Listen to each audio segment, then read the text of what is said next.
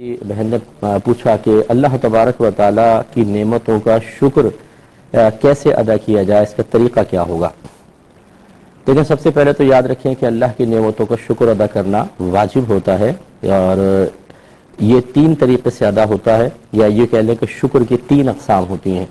ایک تو زبان سے اللہ کا شکر ادا کرنا، دوسرا دل سے، اور تیسرا اپنے جسم کے اعضاء سے۔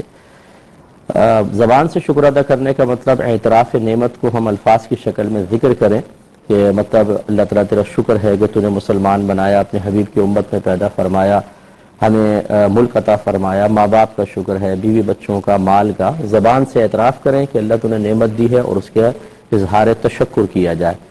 دل سے اللہ کی نعمت کا شکر ادا کرنے کا مطلب اس پر غور و تفکر کرنا کہ اللہ نے مجھے نعمت دی ہے، اور اس کا احساس کرنا۔ ہم بعض اوقات نعمتوں کا احساس نہیں کر پاتے، اسی وجہ سے ہماری زبان سے شکوہ جاری ہوتا ہے۔ اللہ نے ہمیں دیا ہی کیا ہے؟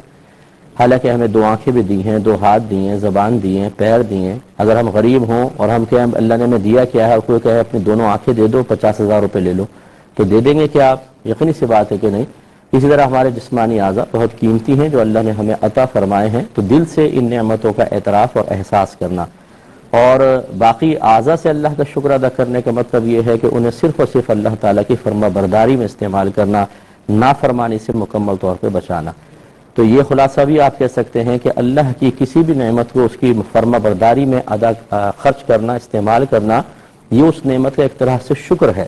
اور اگر ہم اس کو غلط کام میں استعمال کریں گے تو ناشکری۔ اب ناشکری یہ ہوتی ہے زبان سے مطلب کفران نعمت کے الفاظ کہنا، تو نے ہمیں دیا ہی کیا ہے، یا نعمت کا اعتراف نہ کرنا۔ کوئی کہے کہ اللہ نے بڑی نعمت دی، بولے کیا نعمت دی؟ کچھ بھی نہیں دی۔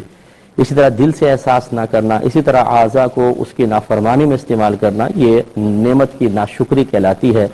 اللہ تعالیٰ نے قرآن میں واضح طور پر فرمایا کہ اگر تم شکر ادا کرو گے میں تمہیں مزید عطا فرماؤں گا۔ اس کا جسٹ اپوزٹ پھر یہی ہوگا کہ اگر ہم شکر ادا نہیں کریں گے تو اللہ تعالیٰ نعمت میں کمی عطا فرماتا ہے۔